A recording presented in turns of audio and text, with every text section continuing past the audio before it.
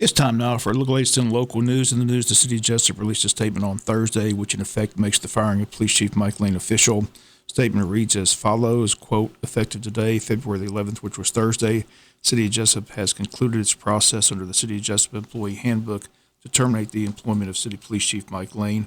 Former Chief Lane retains grievance rights under the Employee Handbook. At this time, Captains Alex Reddish and Captain Perry Morgan assumed the role of acting police chief. The end. Former police chief has time to request a grievance hearing. Here's how the employee handbook reads regarding grievance hearings for the City of Jesup. It reads, any employee in the career service who has been demoted, suspended, dismissed, or subjected to any other type of disciplinary action, or who is aggrieved as a result of the interpretation and application of these rules and regulations, and any applicant or employee who has been subjected to any alleged discriminatory action shall have the right to utilize the grievance and appeal procedure herein set forth. 1. A formal grievance shall not be initiated until the employee has discussed the grievance with the department head and the city manager. Such discussion shall be held within 5 working days after the employee becomes aware of the occurrence.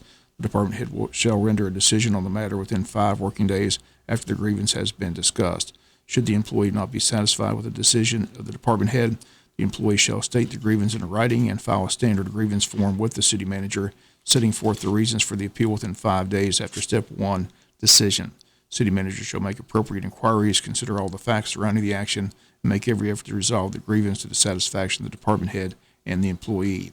Should no decision resulting in the settlement of the grievance be reached within 10 working days after filing of the written grievance, the employee may appeal to the grievance committee. Such appeal shall be submitted to the city manager within 10 days and shall be accompanied by all the facts and information concerned with the grievance. The grievance committee shall, within 15 working days after the receipt of the appeal, hold a hearing upon the same and consider the action complained of the grievance.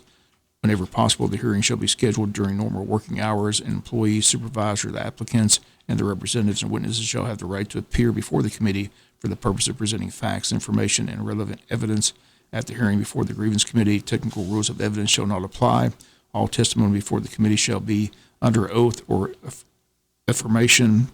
Any member of the committee shall have the power to administer oaths and call witnesses and may compel the production of relevant books, records, or documents. A copy of the decision of the grievance committee shall be given to the affected employee and the department head at the same time within 3 working days following the completion of the hearing. The decision of the grievance committee shall be final. If it goes to a grievance committee, these are the members of the grievance committee here in the City of Jesup. District 1, Richard Durden. District 2, Alma Gibbs. District 3, Jeff Chandler. District 4, W.D. Altman. District 5, Susan Kerlock. And District 6, Raymond Brown. And the mayor's appointment is Joe Arati. Again, WIFO fam will continue to follow the story to see if a grievance committee will be needed. But as of Thursday, the termination has been officially taken place. Mike Lane officially fired as police chief of the Jesup Police Department. We'll be back with more news after this word from our sponsor, other commercial messages, so please stay tuned. The Wayne County Commissioners have a call meeting for Thursday, February 18th at 6 p.m. They also have a work session that day at 5:30, and this will all take place in Courtroom C in downtown Jesup, adjacent to the Wayne County Sheriff's Department. At the work session and meeting, they'll be discussing all the items that they tabled from their Wednesday night meeting. On the agenda, discussion about a resolution for the Public Works Authority, a resolution for the Parks Authority, consider and approve electing a countywide chairman, and consider and approve their service delivery strategy. All these items are on the Wednesday night agenda, and all of the items tabled until this coming Thursday. Service delivery strategy should be the simple approval, as the City of Jesup and County have reached an agreement.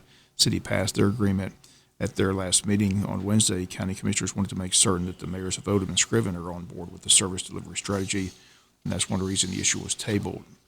The discussion on the election of a countywide chairman led to an exchange between Commissioners Kevin McCrary and James Thomas, as McCrary asked why the board didn't vote for him to be chairman of the commission, and James Booth Thomas told him basically he didn't trust him and didn't trust Ralph Hickox and will not vote for either one. Since 1962, the commissioners vote on the chairmanship, but both Ralph Hickox and Kevin McCrary wanted to be a countywide vote among residents to elect the chairman. During the discussion Wednesday night, Commissioner Mike Roberts simply got disgusted with the bickering, got up and walked out of the meeting and did not return. As for the Public Works Authority, the commissioners are attempting to deal with courthouse security and the future of restoring the downtown courthouse. This will be a huge cost endeavor. The board believes an authority will be able to oversee the project and raise money. That and the Parks Authority resolution, both on the agenda for Thursday night. Once again, all this is going to take place at Courtroom C, the work session at 5:30, the official meeting at 6, hoping to resolve 4 items that were tabled from Wednesday night County Commissioners meeting. We'll come back with some final news notes after this word from our sponsor of the commercial messages, so please stay tuned. Final notes and news. The Wayne County Board of Education this week narrowed the field of candidates for school superintendent down to the final three and made the announcement at their board meeting this past Tuesday. Local candidate and Assistant Superintendent Amy Denny among the final three candidates, along with a lady from South Carolina who spent her education career in the Chatham County school system, a lady named Valerie Cave, and the third candidate, a man from Douglasville, Georgia, Dr. Sean Kelly. The board now has begun negotiations of contract with leading candidate, and the board has to wait 14 days from this past Tuesday meeting before they can make the official announcement on who will be the next Wayne County school superintendent. The WIFO family will continue to follow the story as it develops, but the board's still on its timetable to have the new superintendent named by the end of this month. City of Odom will not have to have a special election after all, as Ron Sluter now the only candidate who qualify to fill that vacancy on the Odom City Council. He and Josh Griffin both qualified, but on Wednesday afternoon, Griffin withdrew, writing a note to probate judge Tammy Thornton that reads, after speaking with Mr. Sluter, I feel that he would be best to represent the city of Odom. I truly want what's best for the city. Therefore, I'm officially resigning from running for the council. Thank you, Josh Griffin. So with Griffin withdrawing, Ron Sluter the only candidate, but he cannot be sworn in until after the date of the special election, which is set for March 16. So after that date, Ron Sluter will be sworn in as the new commissioner in the city of Odom. And finally, in the news, don't forget an important American Red Cross blood drive in the Jesup community at Calvary Baptist Church this coming Monday, February 15th from 2 to 7 p.m. Again, sponsored by the Jesup Shriners Ladies Auxiliary. Again, they say it's a very important blood drive. All blood donation will be tested for COVID-19 antibodies, and results will be available through the Red Cross app and Red Cross blood site in 7 to 10 days. Again, the blood drive set for this coming Monday, February 15th from 2 to 7 p.m. at the Calvary Baptist Church Gymnasium. Again, the time from 2 to 7 p.m. That's going to do it for latest in local news. Sports comes your way in a few minutes. Bob Morganson, have a great day.